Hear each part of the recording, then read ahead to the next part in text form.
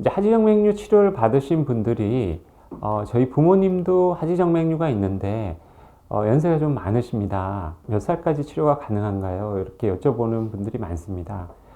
사실 하지정맥류 수술을 몇 살까지 할 수 있다라고 이렇게 딱 규정해 놓은 것은 없습니다. 없는데 하지정맥류라는 질환이 밖에 보이는 게 보기 싫은 것도 있지만 다리에 불편함을 만드는 질환이기 때문에 다리에 불편함이 있다면 그 연세가 얼마든지 간에 치료를 하는 것이 의의가 있다고 생각이 듭니다. 그런데 이런 이제 하지정맥류 치료를 할 때 나이가 중요한 게 아니고 어느 정도 보행 활동이 정상적으로 하고 계신 분들이 치료를 하셔야 합니다.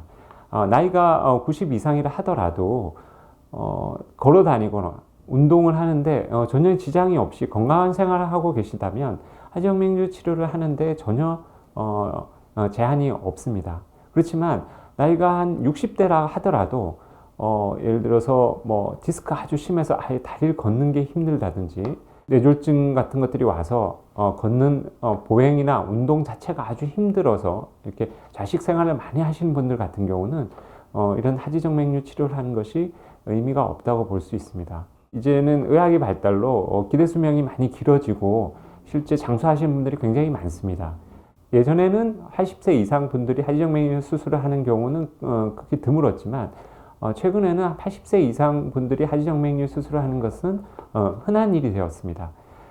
그래서 나이가 중요한 것이 아니라 나이가 많더라도 일상적인 보행과 운동이 가능하신 분들이라면 하지정맥류 치료를 하는데 전혀 나이는 문제가 되지 않는다라고 말씀을 드릴 수가 있습니다.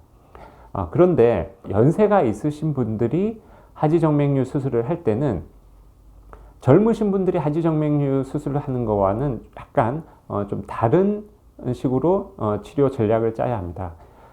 예를 들어서 양쪽이 다 하지정맥류가 심하다 하더라도 연세가 한 75세 이상이 되게 되면 수술을 할 때 한쪽씩 하는 것이 좋습니다. 한쪽을 수술을 하고 어느 정도 충분히 회복이 되고 나시면 다음 쪽 다리를 수술하는 것이 좋습니다. 젊으신 분들은 양쪽을 수술을 해도 며칠 내에 뭐 활동이나 운동 같은 것들이 크게 지장이 없습니다. 그렇지만 아무래도 연세가 있으신 분들은 모든 회복 능력이 젊은 사람들처럼 빠르지가 않기 때문에 아무래도 수술 후에 조금 피곤해 한다거나 이런 부분들이 분명히 있을 수가 있습니다. 그래서 저희 병원에서는 75세 이상 분들께는 하지정맥류가 양쪽이 있다 하더라도 심한 쪽 한쪽을 먼저 수술을 하고 충분히 본인이 활동하는데 지장이 없는 시기가 되면 그것이 일주일 후가 될 수도 있고 한 달 후가 될 수도 있지만 어쨌든 특별한 불편함이 없으시면 그때 나머지 쪽 다리를 수술하는 것을 권해드리고 있습니다. 그리고 마취도 75세 이상에서는 척추 마취보다는 대퇴신경 마취라든지 부분 마취로서 수술을 하는 것이 좋습니다.